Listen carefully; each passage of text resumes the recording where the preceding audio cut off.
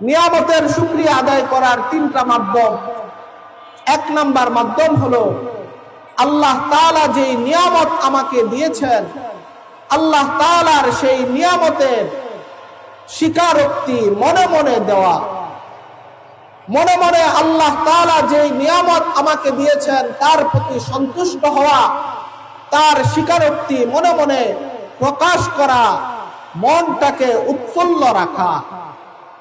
দুই নাম্বার হলো আল্লাহ তাআলা যে সকল নিয়ামত আমাকে দান করেছেন প্রত্যেকটা নিয়ামতের কথা আমার মুখের জবানের দ্বারা, আলোচনার দ্বারা প্রকাশ করা, আল্লাহ তাআলার নিয়ামতগুলো আলোচনা করা। তিন নাম্বার মাধ্যম হলো আল্লাহ তাআলার যত নিয়ামত আল্লাহ তাআলা আমাকে দান করেছেন, আল্লাহর এই প্রতিটা নিয়ামতকে আল্লাহর সন্তুষ্টির পথে ব্যয় করা। মুহতারাম মুআজ্জাজ মুসল্লিয়ানে কেরাম, আল্লাহর শুকর এই তিন কাজের মাধ্যমে হয়। এখন আমি আর আপনি একটু চিন্তা করে মিলাই যে আমার মধ্যে এই তিনটা কাজ পরিপূর্ণরূপে আছে কিনা। আমি যে প্রতি মুহূর্তে আল্লাহ তাআলার দেওয়া লক্ষ কোটি নিয়ামত ভোগ করছি, আল্লাহ তাআলার হাজার হাজার নিয়ামত আমার জন্য আল্লাহ তাআলা প্রকাশ করে রেখেছেন।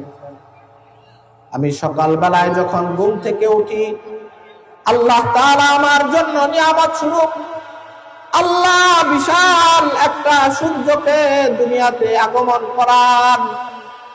সূর্যের আলো এসে আমার শরীরের মধ্যে উষ্ণ হাওয়া দেয়, আমার শরীরটাকে উষ্ণ করে তুলে আমার জন্য সূর্যটা আলোর ব্যবস্থা করে। একটু পরেই আল্লাহ তাআলার নিয়ামত আমরা তাজা পশু পাখিগুলো জবাই করে করে আমরা আমাদের আহার হিসাবে গ্রহণ করি। আল্লাহ তাআলার আরো কত নিয়ামত আমরা এভাবে ভোগ করছি। নিয়ামতের কথা বলতে থাকলে রাত্র শেষ হয়ে যাবে, আল্লাহর নিয়ামতের কথা বলে বলে শেষ করা যাবে না। আল্লাহ তাআলার হাজারো লক্ষ কোটি নিয়ামত আমাদের উপরে সর্বক্ষণ রয়েছে। বাইরে আমার আল্লাহর দেওয়া এই প্রত্যেকটা নিয়ামতের শুকর আমাকে এই তিন মাধ্যমে আদায় করতে হবে।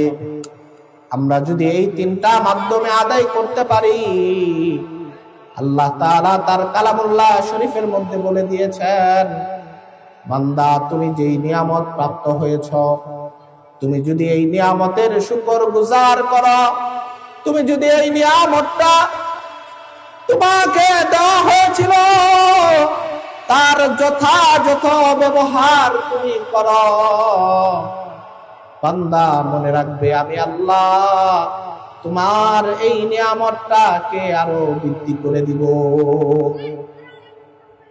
পক্ষান্তরে বান্দা তোমাকে আমার পক্ষ থেকে যত নিয়ামত দেওয়া হয়েছিল, এই নিয়ামত গুলো যদি তুমি আমার নাফরমানির রাস্তায় ব্যয় করো, নিয়ামত পাওয়ার পরেও তোমার মনের মধ্যে সন্তুষ্টি না আসে, তোমার মনটা পরিতৃপ্ত না হয়, তুমি শুধু লুট করতে থাকো, লালসা পেশ করতে থাকো, আমার আরো দরকার, আরো দরকার, আল্লাহ আমাকে আরো দিন, আরো দিন, তোমার মধ্যে সন্তুষ্টি নাই। তোমাকে আল্লাহ তাআলা যে নিয়ামত দিয়েছে এই নিয়ামতকে তুমি আল্লাহর নাফরমানির পথে ব্যয় করছো।